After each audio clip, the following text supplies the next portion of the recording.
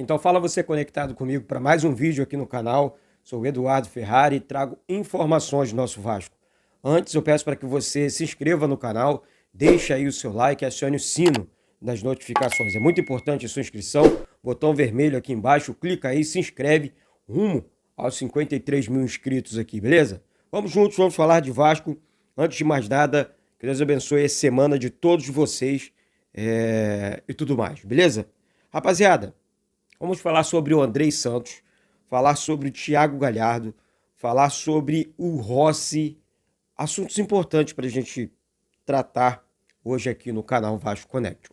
Mas antes, essa disputa ridícula pelo Maracanã me chamou muito a atenção e o Flamengo e o Fluminense correm um sério risco de uma multa milionária se negarem, se continuar com essa questão, barrando o Vasco de jogar no Maracanã no dia 3 contra o Sport, ou seja, no próximo domingo aí, às 4 da tarde contra o Sport, 16 horas. Então, eu, Eduardo Ferrari, acho muito justa, sabe, a questão envolvendo o Vasco. Não tem essa, mas o Flamengo investiu junto com o Fluminense cerca de 4 milhões no gramado, na reforma do gramado de São Januário. Que história é essa?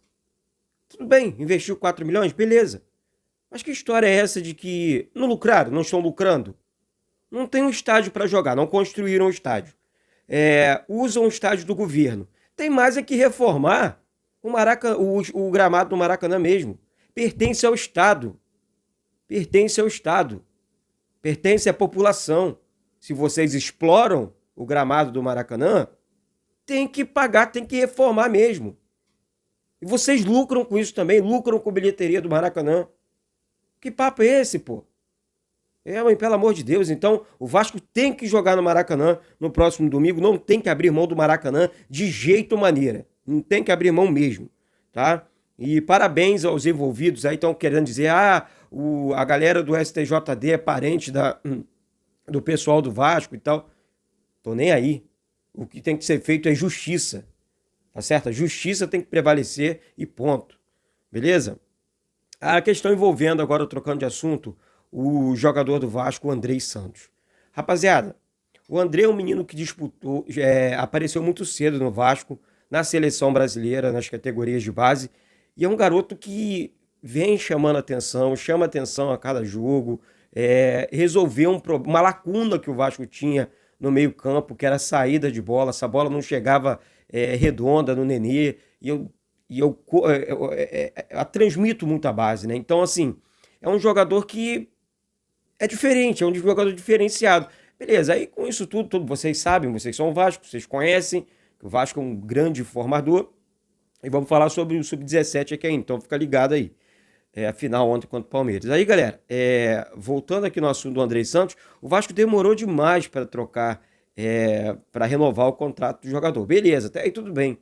Mas, aí o Flamengo tentando a investida, o Palmeiras tentou uma investida e tal, principalmente o Flamengo, e foi barrado pelo pai e pelo próprio jogador. Não quero conversa, não quero assunto. Vou renovar com o Vasco. Então, o Andrei Santos, para deixar a galera em paz, vai assinar com o Vasco, vai renovar o seu contrato com o nosso gigante da colina, e graças a Deus por isso, beleza? Olha, gente, o Rossi teria pedido confidenciado a amigos, ele vem colocando nas redes sociais dele, podem ver, tá certo? Eu vou ficar botando aqui na tela, vocês que acompanham o Rossi, e eu gostaria de ver o Rossi novamente no Vasco. O Vasco precisa de um jogador de lado de campo, precisa de um jogador como o Rossi para atuar nas beiradas ali do campo. Teria pedido para voltar para o Vasco agora no meio do ano, essa janela no meio do ano. Muita gente vai dizer, e eu até acredito que sim, que a questão envolvendo a 777 e o Vasco tem favorecido, né? Os jogadores têm olhado com outros olhos para o Vasco, realmente, né? Muita gente pedindo para jogar no Vasco, muita gente, empresários oferecendo jogadores para o Vasco e tudo mais. Aí eu vou perguntar para você, eu gostaria de ver o Rossi no Vasco, Eduardo, mas deixe eu comente sobre isso.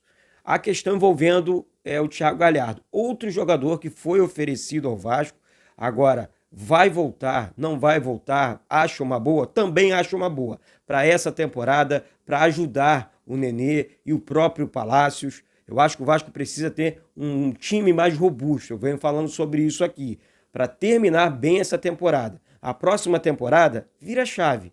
Sabemos que vamos precisar de um time de primeira, de um time mais qualificado. Mas olha, a espinha dorsal montada pelo Vasco esse ano vale muito. Olha, Thiago Rodrigues, um goleiraço, a dupla de zaga Quinteiro e Anderson Conceição, dois baitas zagueiros. Tranquilo, Série A tranquilo, zero problema. Olha, dificuldade para contratar zagueiro desse nível, nesse nível, na verdade, é muito difícil. Muito difícil. Anderson, ainda temos o Danilo Bosa também no banco. Achei um excelente zagueiro também. Então, o sistema defensivo do Vasco está muito bem organizado. O Yuri, pela madrugada, o que esse cara marca e corre dentro de campo, se entrega o tempo inteiro, não tem história com ele, joga, pode deixar, renova por 10 anos o contrato desses caras. Porque, na minha opinião, são bons jogadores e que devem continuar no Vasco. Nenê com 41 anos jogando essa bola. Por que pensar na dispensa do Nenê? Tem que continuar. Então, Figueiredo, Andrei Santos. Olha, o Vasco vem formando um time competitivo na Série B. Claro que o Vasco vai contratar outros jogadores, isso é fato. O Vasco precisa competir. O Vasco precisa entrar nas disputas aí dos campeonatos para competir e não participar.